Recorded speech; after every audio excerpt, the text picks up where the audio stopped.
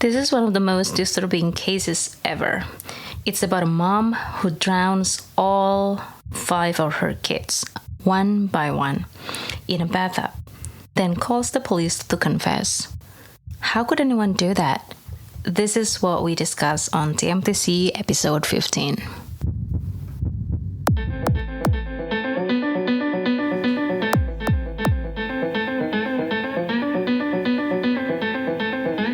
Welcome back. Welcome back. Tell Me the Crime, episode 15. I said tell me.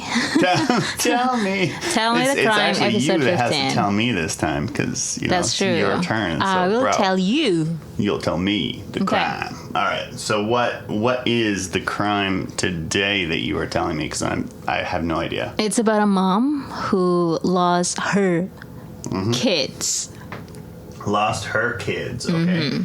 And where did she lose these kids? You'll know. Okay, so I'll wait. I'll wait for the full narrative. Okay, what's the episode called? Do we have a title? Of course, the title is Andrea Yates, The Broken Mind.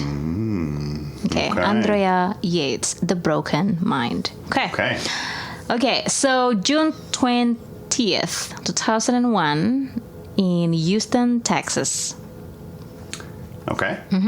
So you know the when and the place. Okay. Wait, did you say 2001 or 2021?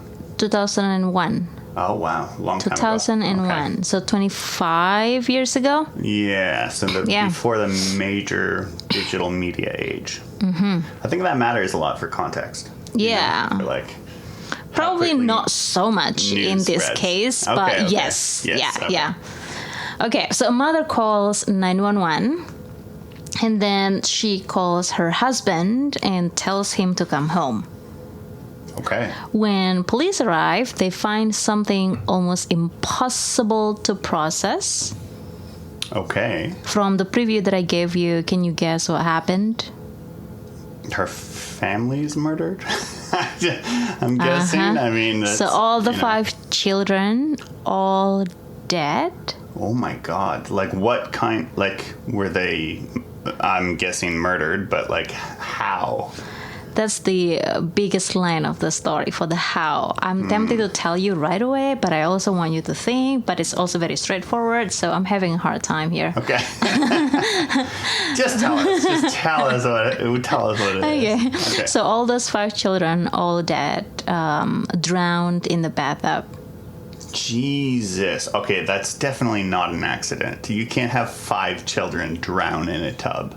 That doesn't make sense. Unless they got like knocked out by some gas or some shit. Like no chance you have 5 kids drown. Because one of them starts to drown. The other one's going to save them. Like no way they all knocked heads together. And yeah, just, it's something intentional, right? Yeah, of course. So somebody did this to them. Yeah. Okay. All right, but let me provide some background about the mom. So the mom is Andrea Yates. Before this case became the national news, she was known as an intelligent mom. She was quiet, and she was also a high achiever. She worked as a nurse.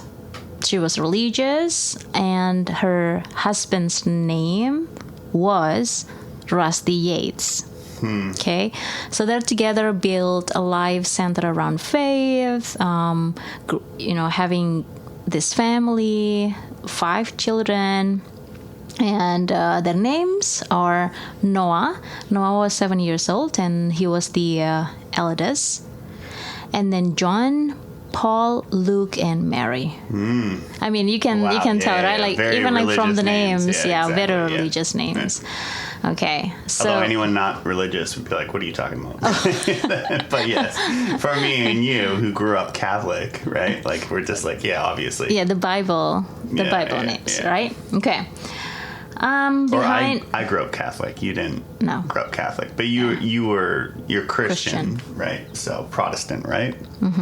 Okay, anyway. Neither of us, like, conform to any particular religious view. That's just our background. Yeah.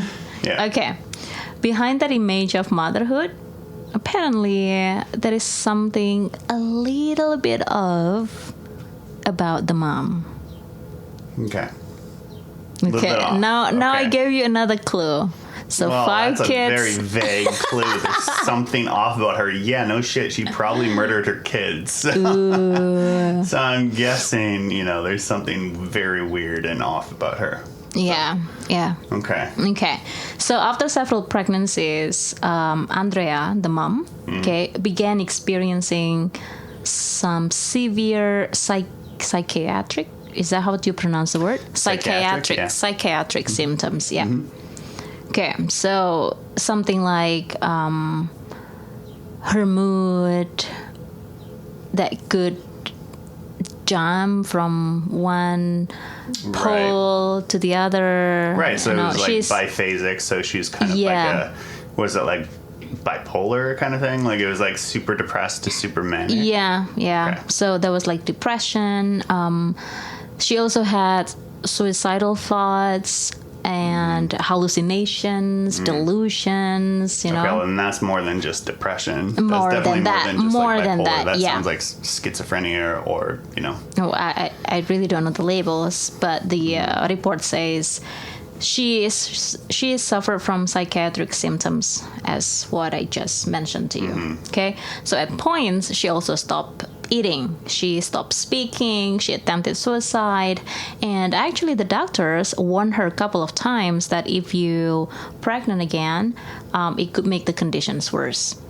Really? And what was their reasoning for that? Like, why could it make it worse? Was it just like hormonal changes, or? I think it could be because for some women, what do you call it? Like postpartum, postpartum depression or psychosis. Yeah. So it's very. I don't know. It's actually a lot more common than people realize. Yeah, a lot of people just assume like, oh yeah, everyone's going to be super happy after they have a kid or whatever. But actually, there's a lot of women that suffer from this, and it's it's not surprising if you just think of it from like a physiological perspective. Yeah, your hormones are going out of whack. Like think about like that time of month. Like your hormones are going up and down, and they're completely imbalanced, and they make people have irrational emotions and behaviors. And I mean, you and / I have experienced it, right? But imagine even like pregnancy is even worse, right? And so like there are many situations where people have like longer situations like that. Yeah. So she experienced that anyway, and the doctors warned her about it several times. But as we know, she got 5 kids. Okay. So this is where the case becomes difficult, because there have been some warnings, right? Those signs that she was struggling. And this situation later matters.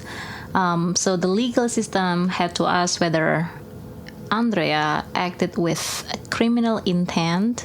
Now you know where this is going, So she did this to her kids. Right. So was it? I guess what I'm thinking you're getting at is not just whether she acted with criminal intent, but was she mentally stable enough to actually be held accountable? Yeah. Right. Exactly. So like could she stand like they often assess like, can you stand trial? Right. Are you mentally fit enough to stand trial? Yeah. Yeah. Okay. So the day of the crime, it was on June 20th, 2001. Her husband, Rusty, left for work. Andrea was alone with the children. I mean, it's normal, right? Like, of course. The husband goes to work and the mom is staying at home with the kids. But one by one, she drowned them in the bathtub. Oh my God. What do you think of the motive? I have no idea.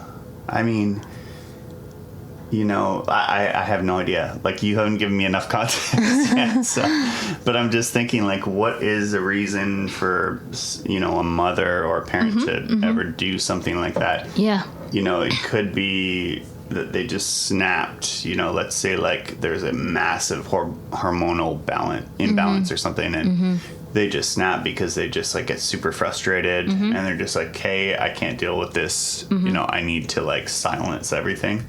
Or maybe it's something like well, I'm going to stop them from having to deal with the pain and suffering that I'm dealing with.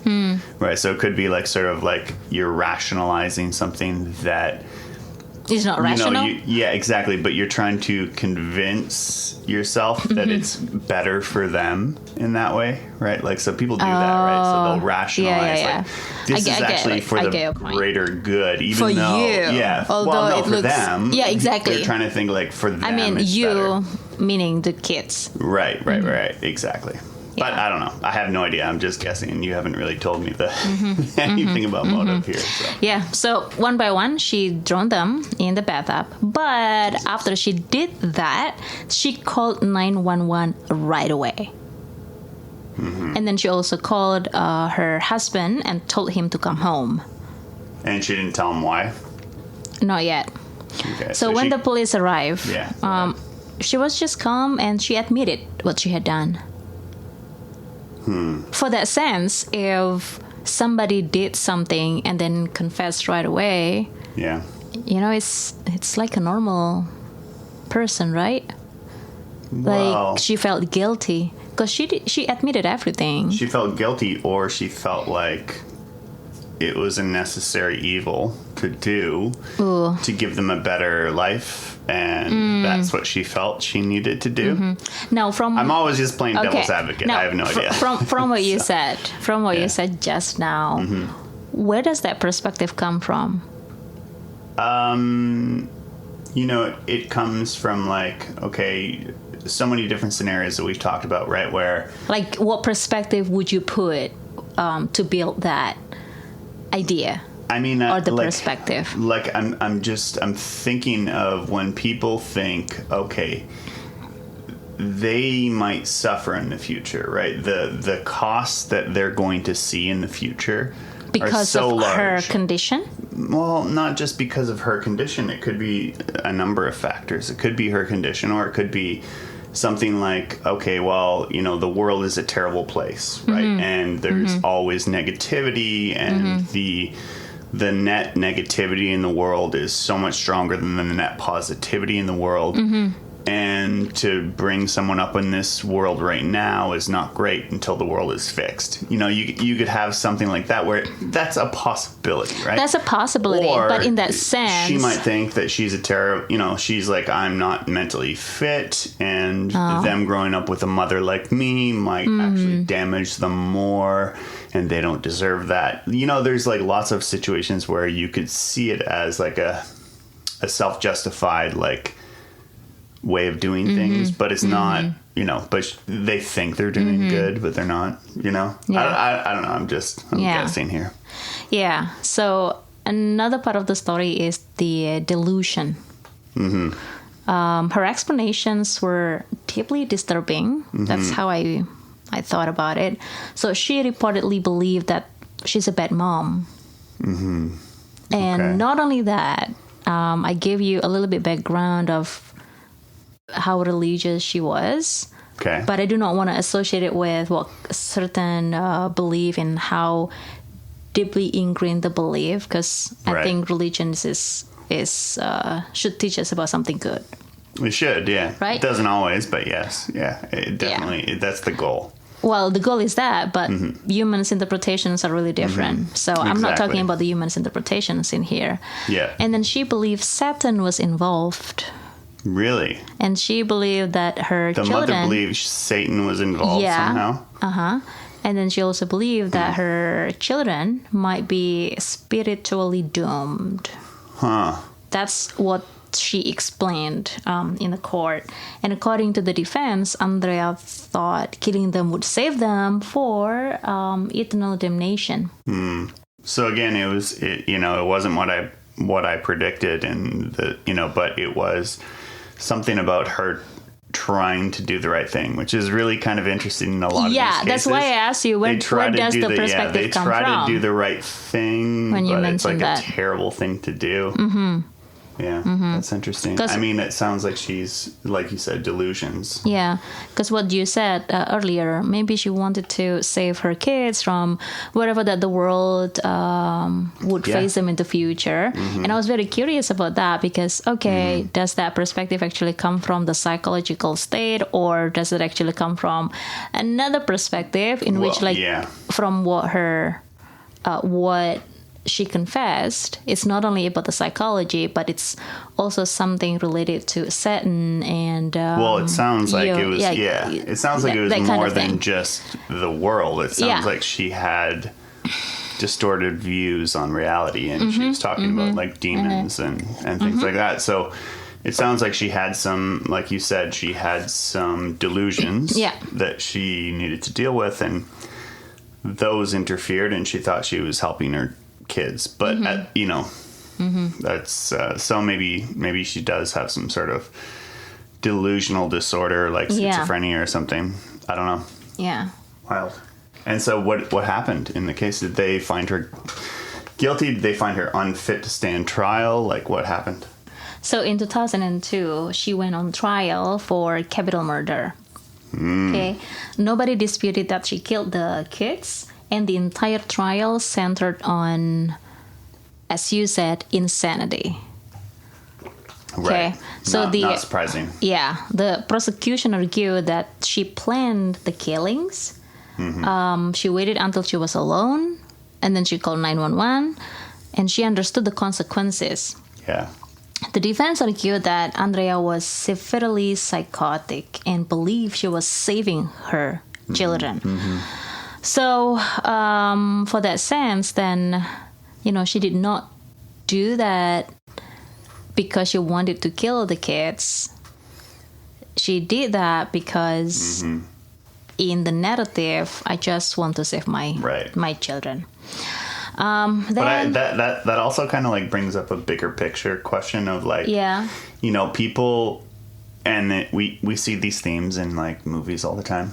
Oh, wow. That's something that I would like to say after this. So okay, go on. People talk about like playing God and trying to basically like say like, okay, well, this is for the greater good. Yeah. Right. It's like, we're going to eliminate these things because it's going to help for the greater good. But it's like, who are you to judge? Say who are you that, to say? Who are you to decide? And like, I always wonder about those situations where they have like these moral dilemmas where they're like, if you knew like someone was going to die on like a train track, or, there was like 10 people about to die in a train track, and you had the opportunity to flip a switch and it would only kill one person instead of the 10. Right? Would you flip that switch? Would you let it kill the 10, or would you let it kill the 1? And here's the thing. It was going to kill the 10, no matter if you didn't touch anything. But would you flip the switch to kill the 1 instead of the 10? And so that comes back to this whole like moral dilemma of like, are we doing things and adjusting our strategies according to a greater good? And I think that like intentions here do matter a lot, but at the same time, just because you have good intentions there doesn't mean it's the right thing you should do. Okay, so you mentioned that we usually watch something on TV about somebody playing God, things like that, right? So in her conviction, a prosecution expert testified that Andrea may have been influenced by a television episode where a mother drowned her children and used insanity as defense. Oh, shit, really? Oh, wow. So your comment, so she saw this. She saw a show on that? Your comment really is related to what I would say. Oh, damn. But that episode did not exist. What do you mean? I thought you said she so the prosecution expert testified that she watched an episode that kind of inspired her to do this. Okay. And then said but that episode never existed. Yeah. And so where the hell are they bringing this episode in from? I don't know. The jury heard false testimony. I don't know. Wow. So this prosecution made that shit up? Maybe. Wow. That's what the news said. And in 2002, Andrea was convicted. Wait, why was she convicted? Because of the false testimony. Because of the false testimony that she watched something and it said something about, like, you know, drowning your kids or killing your kids and then pleading insanity. So people bought it. But then it came out. How did they find out that it wasn't true? So at Andrea's first trial, the prosecution psychiatrist, Dr. Yates, I think that's a German word for the last name. Okay. Dr. Yates testified that she may have been influenced by the episode of the TV show Law and Order. And in that episode, a mother drowned her children and was found not guilty by reason of insanity. But after the trial, people began checking the claim. And then the NBC and the producers of Law and Order confirmed that there was no episode matching Diet's description had ever aired. So wait, so there was like a claim in the court where the prosecution said, hey, you know, she's doing this thing kind of like on that Law and Order episode where, you know, this happened. The kids so this prosecutor made that story up. That's essentially what I got from, like, the news said. Oh, interesting. Okay, but maybe we need to double check on that. Okay, that's fair. However, the producer said that there is no episode that matching that description.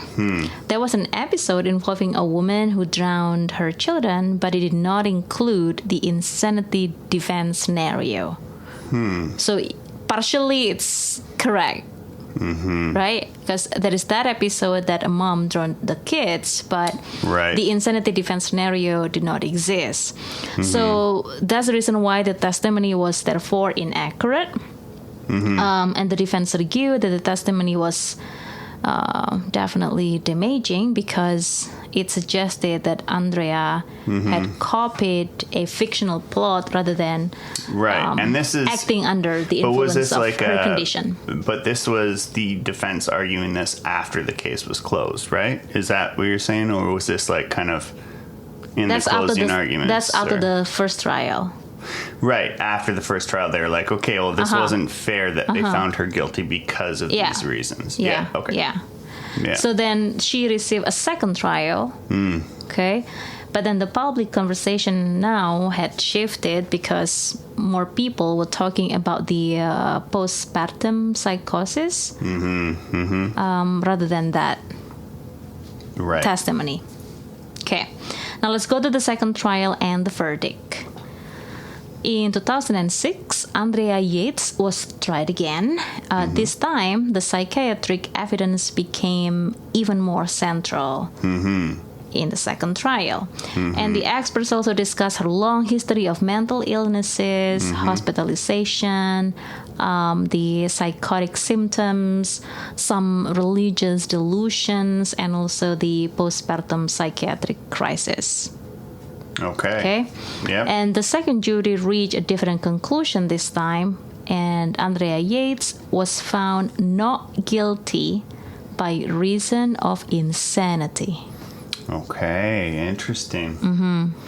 So she won her appeal, essentially. She retried and found out. Okay. But it's not free, right?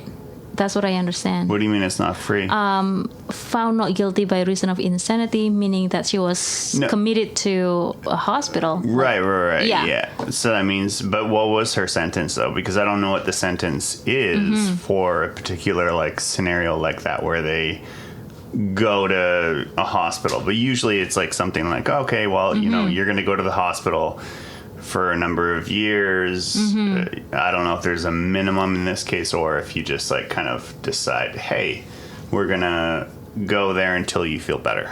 You know. So. Okay.